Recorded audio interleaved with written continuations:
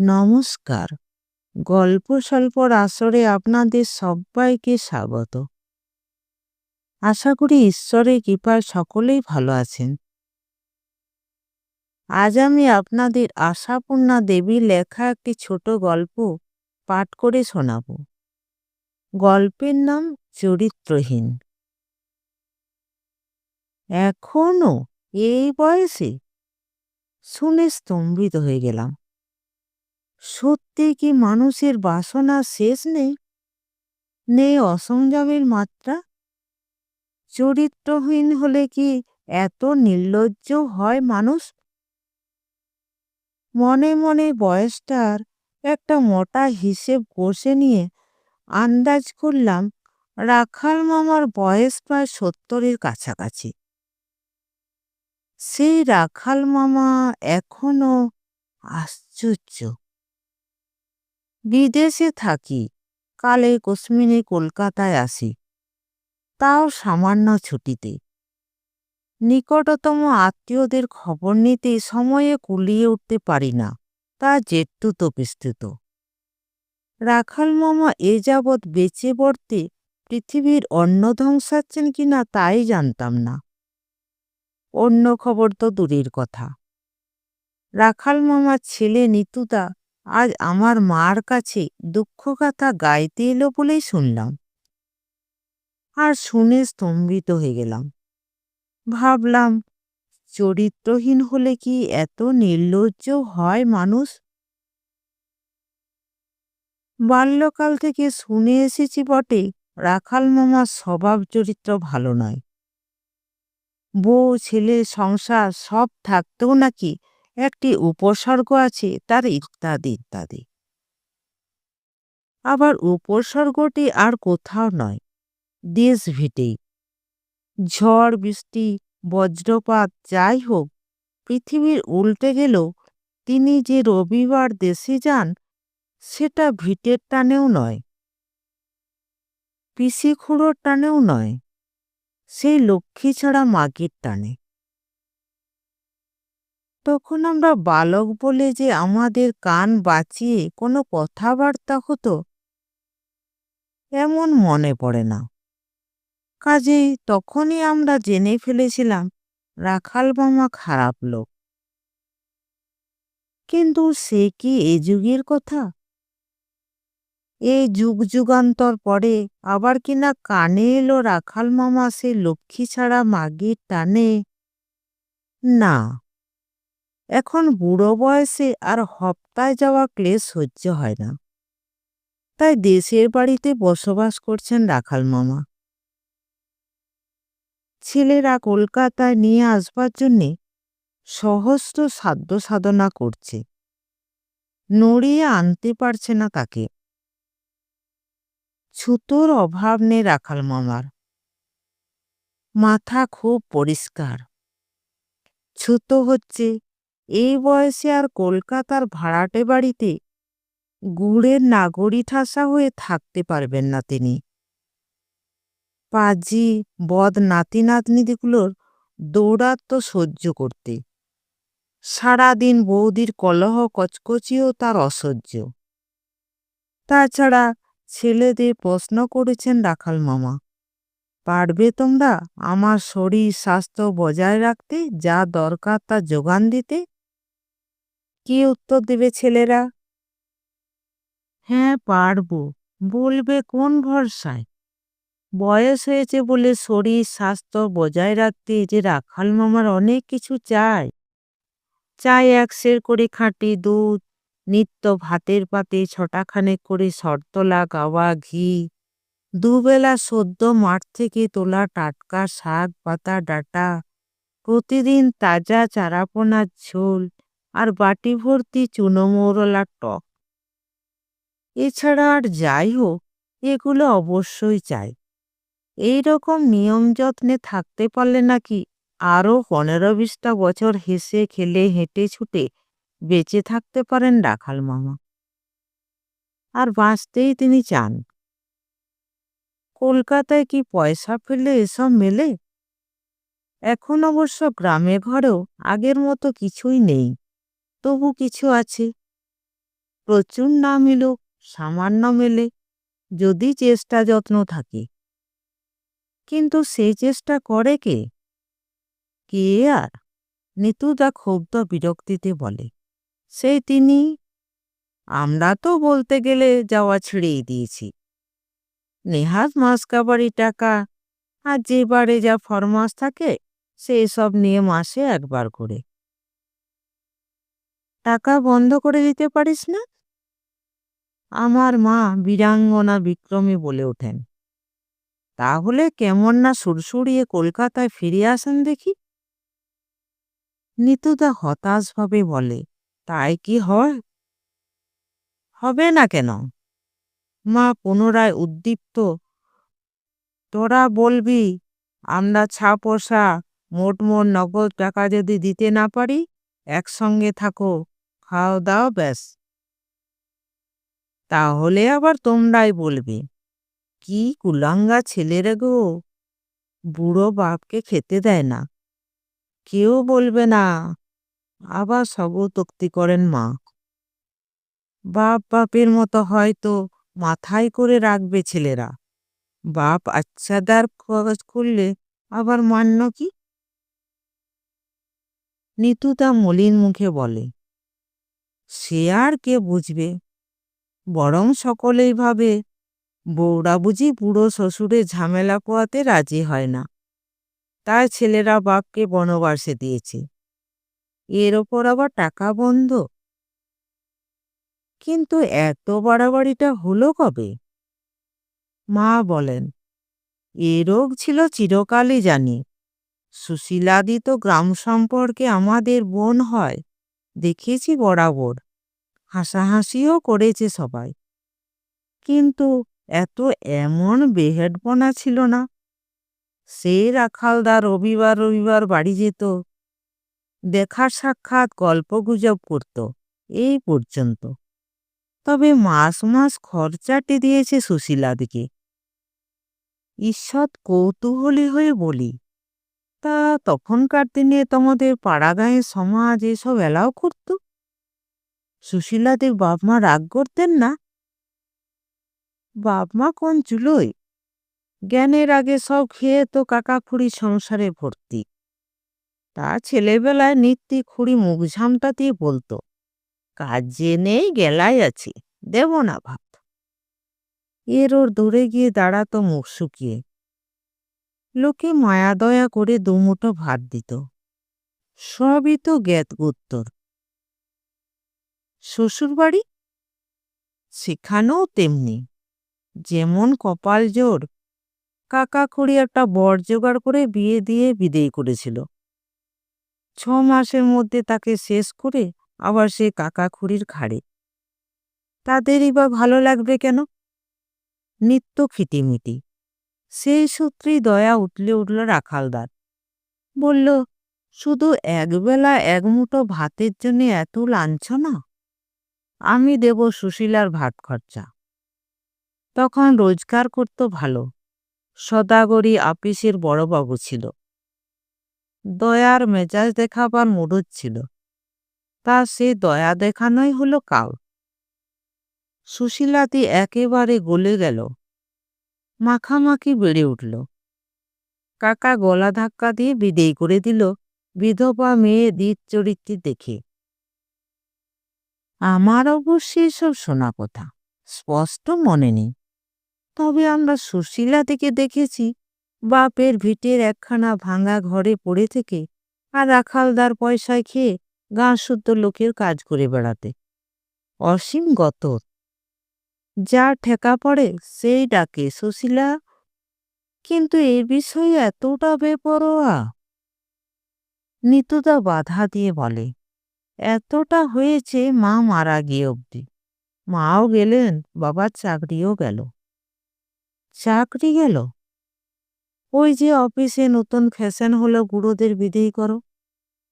অথচ বাবা তখন ওই 60 বছর বয়সেও দুটো জোয়ান লোকের খাটুনি খাটতে পারতেন।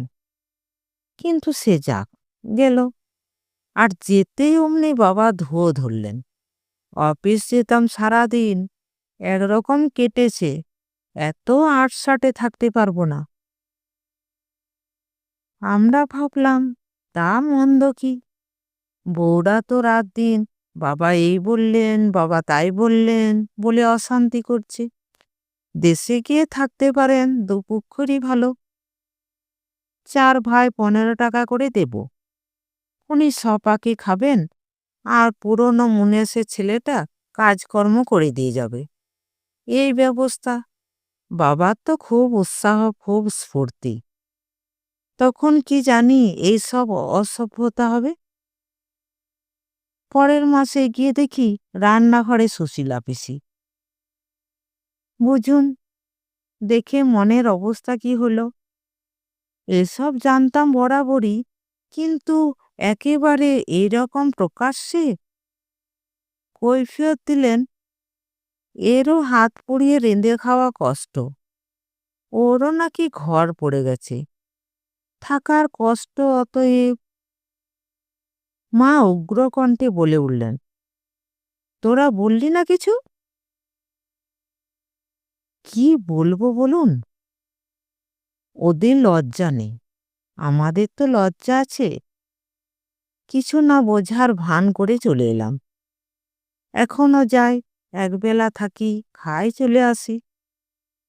কিন্তু দেখুন, এই বাজারে সংসার থেকে 60টা করে টাকা বেরিয়ে যাওয়া কলকাতার বাড়িতে থাকলে তো। বুঝলাম নিতুদার মূল ব্যথাটা কোথায়। অতঃপর নিতুদাতে আর মাতে প্রবল পরামর্শ চলতে লাগলো, কি করে এই অবৈধ কাণ্ডের একেবারে কাণ্ডচ্ছেদ করা যায়। ব্যবস্থা হলো মা একবার সরেজমিনে তদন্ত করতে যাবেন, এবং সেই যত নষ্টের মূলকে যাচ্ছেতাই করি আর রাখাল মামাকে ধিক্কার দিয়ে বুঝিয়ে ছাড়বেন। সমাজের মধ্যে থেকে এই সব অসামাজিকতা চলবে না। বলবেন, ওই পাপকে বিদেয় না করলে ছেলেরা মাসোহারা বন্ধ করে দেবে। কেনই বা বন্ধ করবে না? তুমি বাপ হয়ে যদি দেশে গাঁয়ে তাদের মুখ দেখানোর পথ বন্ধ করতে পারো, তাদের আর টাকা বন্ধের অপরাধ কোথায়? আমি বলি, তুমি আবার কেন পরের ব্যাপারে মাথা গলাতে যাবে মা? যে যা করছে করুক না, তোমার কি? মা ধিক্কারে আমাকে একেবারে মাটিতে মিশিয়ে দিয়ে বলেন, তুই বলিস কি রে বলু? আমার কি? ভিটেটা আমার বাপ ঠাকুরদার নয়? সেখানে বসে যে যা করছে আর করবে, বেটা ছেলে বাইরে বাইরে যা করে করুক, ভিটে পা পেনে তুলবে? লজ্জার মাথা খেয়ে বলে ফেলি, পাপের আর কি, বয়সের তো গাছপাথর নেই বাবা। মা তাতে দমেন না, বলেন, থাম তুই বলু, বয়সের বিচার কি করছে ওরা? এখনো যখন এত ইয়ে, তখন আর। যাকগে, তুই পেটের ছেলে, কি আর বলবো। মোট কথা রাখালদাকে বুঝিয়ে আসবো, ভিটেয় বসে এত অনাচার চলবে না। লজ্জা নেই, ঘেন্না নেই, ছেলেদের সামনে মুখ তুলে দাঁড়াতে ভয় নেই, প্রবৃত্তিকে বলিহারি। শেষ পর্যন্ত আমার স্কন্ধে ভর করেই মার 12ই বই যাত্রা। নিতুদা যাবেন না, এক্ষেত্রে ছেলেরা মুখোমুখি না হওয়াই ভালো। কি আর করা। তবে সত্যি বলতে কি, খুব অনিচ্ছে হচ্ছে না আমারও, কৌতূহল হচ্ছে সেই 70 বছরে প্রেমিক পুরুষটিকে দেখতে। দেখলাম, আর দেখেই প্রথমটাই মনে হলো, সত্যি চরিত্রহীন হলে কি এত নির্লজ্জ হয় মানুষ? সোজা সতেজ খাড়া দেহ, উজ্জ্বল মুখ চোখ, যেন প্রসন্নতার প্রতিমূর্তি। লজ্জা, কুণ্ঠা, দ্বিধা, সংকোচ কোনো কিছুর বালাই মাত্র নেই, একেবারে মুক্ত পুরুষ। মাকে দেখে ইয়ং ম্যানের মতো হৈ হৈ করে উঠলেন, আরে কে রে, বুলবুলি না? কি ব্যাপার, তুই কোথা থেকে? ইস, কতদিন পরে দেখা। বাপ ঠাকুরদার ভিটেটাকে তাহলে মনে আছে এখনো? কেউ আসে না, বুঝলি বুলবুলি, কেউ আর দেশে আসে না। দেশ একেবারে কানা পড়ে গেছে। মা তো এই মুহূর্তেই বলতে পারতেন, কেন তুমি তো রয়েছ, দেশ গ্রাম বংশ সবকিছুর মুখ উজ্জ্বল করে। অথবা এও বলতে পারতেন, লোকে আর আসবে কোন মুখে, তোমাদের মতো কুলধ্বজারা যেখানে বসবাস করছেন। বললে কাজ খানিকটা এগিয়ে থাকতো, কিন্তু বললেন না। জানি না বললেন না, না বলতে পারলেন না। বহুদিন বিস্তৃত বুলবুলি শব্দটা কানে গিয়ে গলাটা ভারী হয়ে এলো কিনা। মোট কথা দেখতে পেলাম মা হেঁট হয়ে বেশ পরিপাটি করে পায়ে ধুলো নিলেন রাখাল মামার। ততক্ষণে রাখাল মামা আর একবার হৈ হৈ করে উঠেছেন। ওরে সুশীলা, কি তোর ঘোড়ার ডিমের কাজ নিয়ে রান্নাঘরে বসে আছিস? বেরিয়ে এসে দেখ সে কে এসেছে। বুলবুলি, আমাদের সেজ কাকার মেয়ে বুলবুলি। কি একখানা গিন্নিবান্নি হয়ে গেছে। হ্যাঁ রে, এইটি বুঝি তোর বড় ছেলে? সে এতটুকুনটি দেখেছিলাম, কাজকর্ম কি করে ছেলে?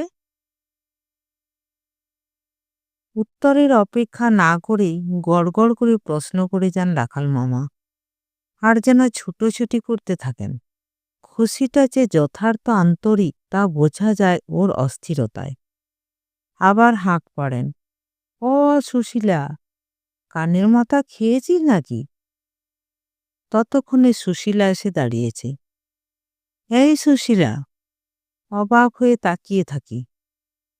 এর জন্য একটা মানুষ যুগ যুগান্তকাল ধরে সংসারে অশান্তি এনেছে, সমাজে বদনাম কিনেছে, অর্থ সামর্থ্য ব্যয় করেছে, আর এই জীবনের শেষ ঘাটে এসেও ছেলে মেয়ে আত্মীয় প্রতিবেশী সকলের কাছে হেয় হচ্ছে। কালো রোগা ঢেঙ্গা এক বুড়ি, চুলগুলো ছাঁটা, সামনে দুটো দাঁত পড়া। সেই দাঁত পড়া মুখে একটু হেসে মাকে সম্ভাষণ করলেন। তুই তো ছেলের কাছে বিদেশে থাকিস, তাই না? এলি কবে? ও মা, এইটি বুঝি ছেলে? বিলু নাকি যেন ডাকনাম ছিল ছোটবেলায়। বিলু নয়, বলু। বাবা, এত তোমার মনে আছে সুশীলাদি? বলে দিব্যি অম্লান বদনে যে পাপকে ঝেঁটিয়ে বিদেয় করবার দৃঢ় সংকল্প নিয়ে হানা দিয়েছেন, সেই পাপের চরণে প্রাণপাত করলেন মা। থাক থাক, হয়েছে, আয় পোষ, থাকবি তো কিছুদিন? না, থাকবো আর কি করে।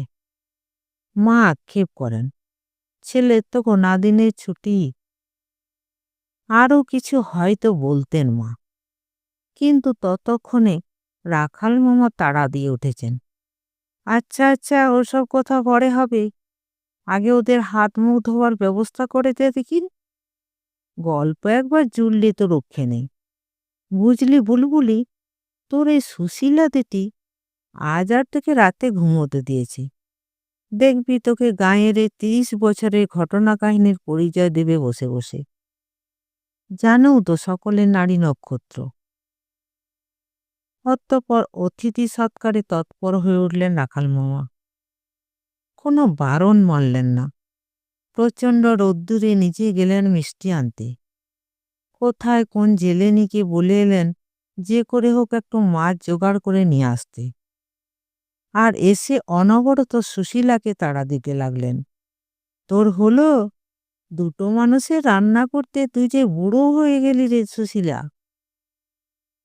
আমরা যত ব্যস্ত হতে বারণ করি, রাখাল মামা ততই আরো বেশি ব্যস্ত হয়ে ওঠেন। এ কি ঘুষ না অভিনয়? কিন্তু মার ব্যাপারটা কি, সেও কি অভিনয়? দেখছি আর অবাক হয়ে যাচ্ছি। আর মজা এই, একবারও আমার দিকে দৃষ্টিপাত করছেন না মা। শুনতে পাচ্ছি রান্নাঘরে গল্পের স্রোত বইছে।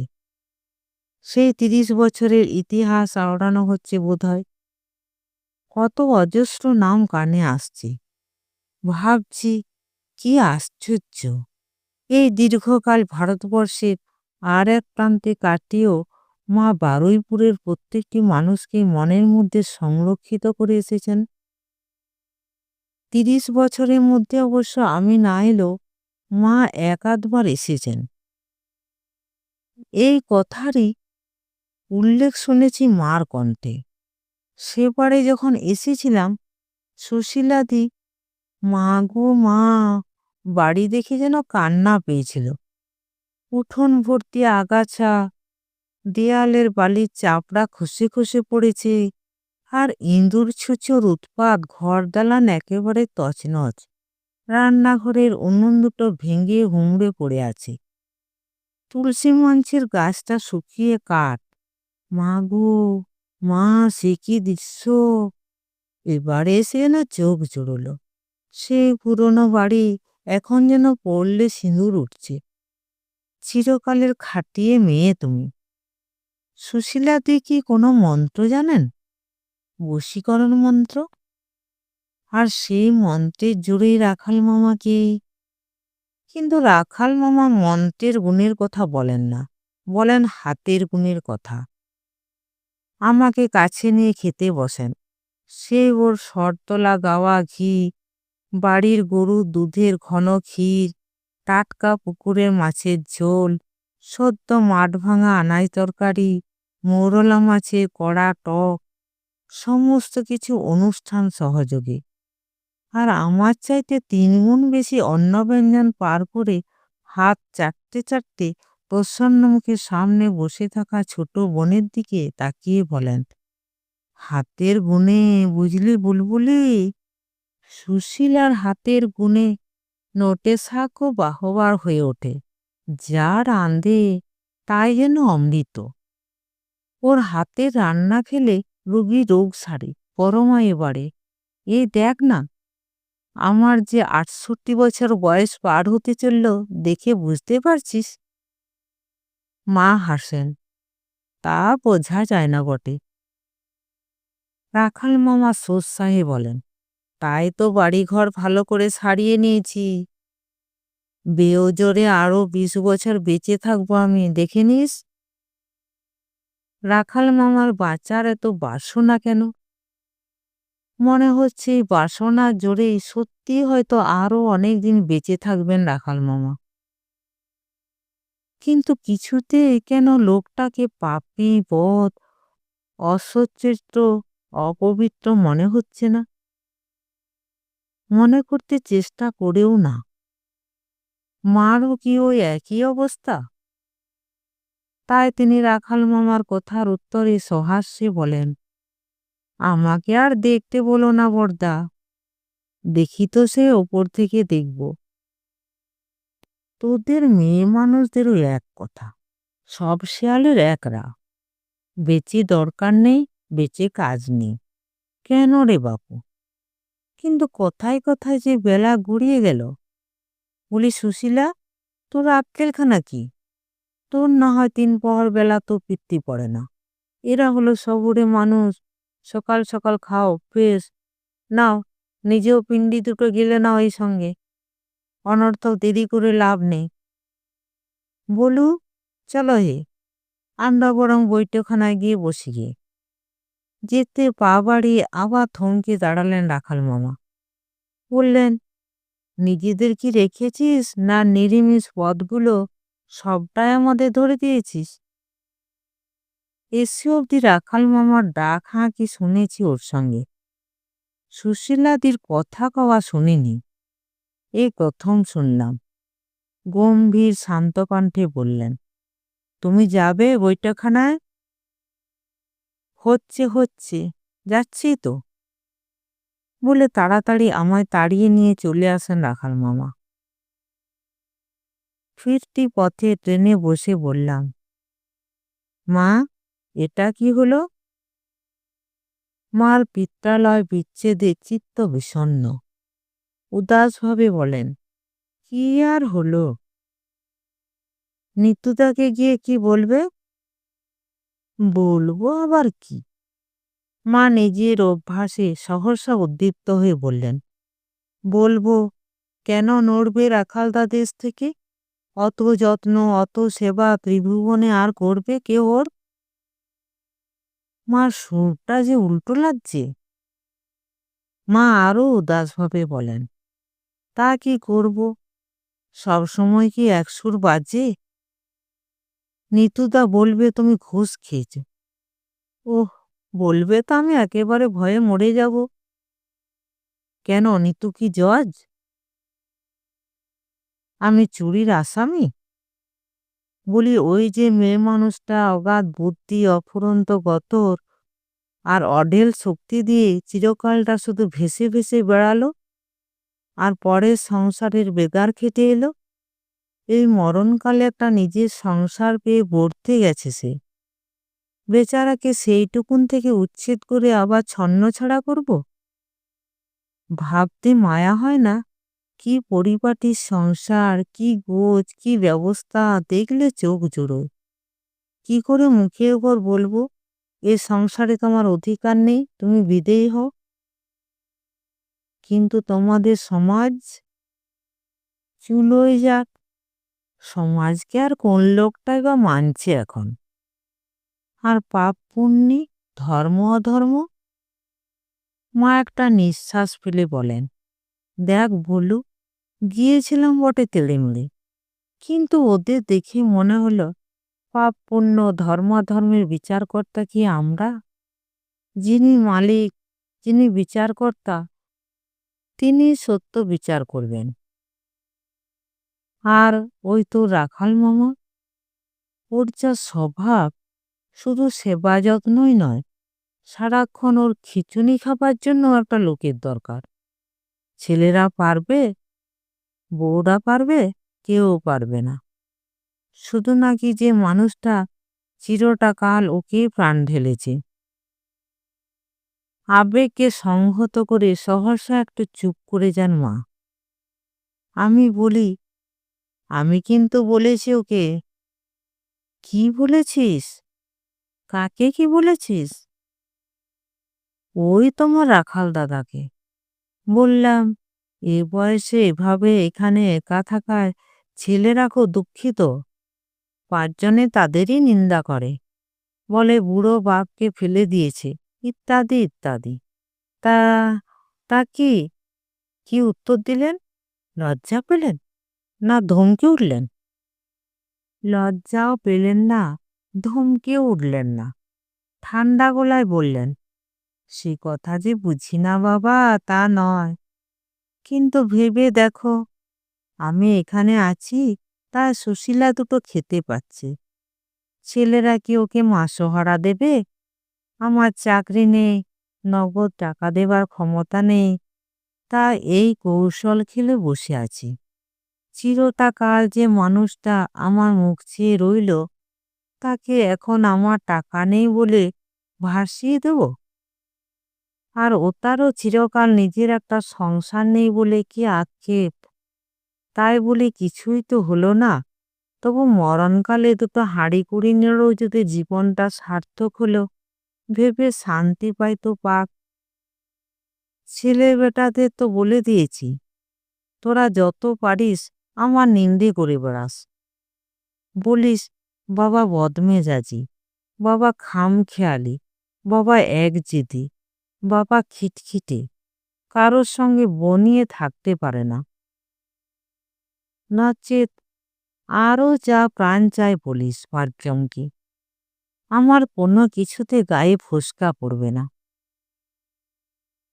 মা কি ভালো করে সবটা শুনতে পেলেন? জানলার বাইরে মুখ ফিরিয়ে বসে আছেন দেখছি যে। নমস্কার।